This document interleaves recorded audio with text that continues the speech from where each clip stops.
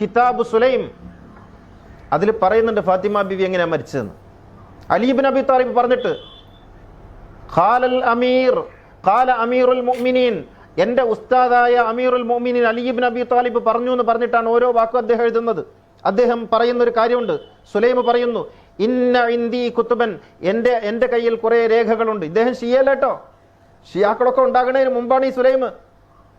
താബിയാണ്, അലി ഇബ്നു അബി താലിബിന്റെ ശിഷ്യനാണ്. Ali Ibnu Abi Talib റളിയല്ലാഹു അൻഹുവിന്റെ ശിഷ്യനാണ് പോലും സുലൈം ഇബ്നുൽ ഖൈസ്. സുലൈം ഇബ്നു ഖൈസുൽ ഹിലാലി എന്നയാൾ അലി റളിയല്ലാഹു അൻഹുവിന്റെ കൂടെ ഉണ്ടായിരുന്നു. അള്ളാഹുവിന്റെ റസൂലിന്റെ കൂടെ ഉണ്ടായിരുന്നവർ എത്ര പേരാണ് പിന്നീട് പരിശുദ്ധമായ ഇസ്ലാം മതത്തിനെ പോലും എതിർക്കുന്ന തരത്തിലായി തീർന്നത്. സുലൈം ഇബ്നു ഖൈസുൽ ഹിലാലി എന്നയാളുടെ കിതാബാണ് ഇദ്ദേഹം തെളിവായി ധരിക്കുന്നത്. സാധാരണക്കാരോടാ പറയുന്നത്. ആരാണ് ഈ സുലൈം ഇബ്നു ഖൈസുൽ ഹിലാലി എന്നയാൾ അറിയോ? ഷിയാക്കളിലെ ഒന്നാമനാണ് എന്ന് ഷിയാക്കൾ തന്നെ പറയുന്നയാളാണ്. ഞങ്ങളുടെ ഒന്നാമത്തെ ആലിമാകുന്ന ഗ്രന്ഥമെഴുതിയ ഒന്നാമത്തെ നേതാവ് സുലൈം ഇബ്നുൽ ഖൈസുൽ ഹിലാലിയാണ് എന്ന് അവരുടെ എല്ലാ കിതാബുകളും എഴുതി വെച്ചിട്ടുണ്ട്. എന്നാലോ സുന്നികളിൽപ്പെട്ട ഒരാൾ പോലും സുലൈം ഇബ്നുൽ ഖൈസുൽ ഹിലാലി എന്നയാളെ എവിടെയും പരിചയപ്പെടുത്തുന്നില്ല.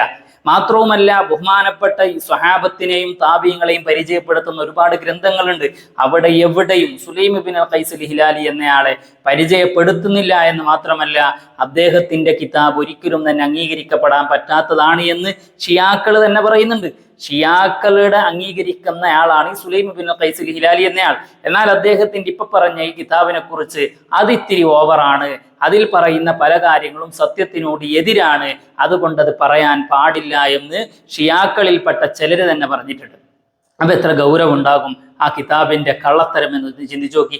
എന്നാൽ ഈ കിതാബിനെ കുറിച്ച് ഷിയാക്കളിൽപ്പെട്ട ചിലർ പറഞ്ഞത് എന്താണ്?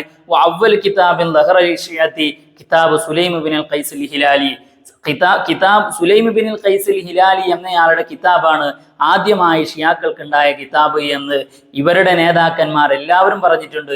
എന്നാൽ അക്കൂട്ടത്തിൽ തന്നെ പെട്ട ചിലർ പറഞ്ഞു, അദ്ദേഹം ഒരു അംഗീകരിക്കപ്പെടാൻ പറ്റുന്ന വ്യക്തിയാണെങ്കിലും അദ്ദേഹത്തിന്റെ ആ കിതാബിൽ പറയുന്ന കാര്യങ്ങൾ പലതും സത്യത്തിനോട് എതിരാണ് എന്ന്.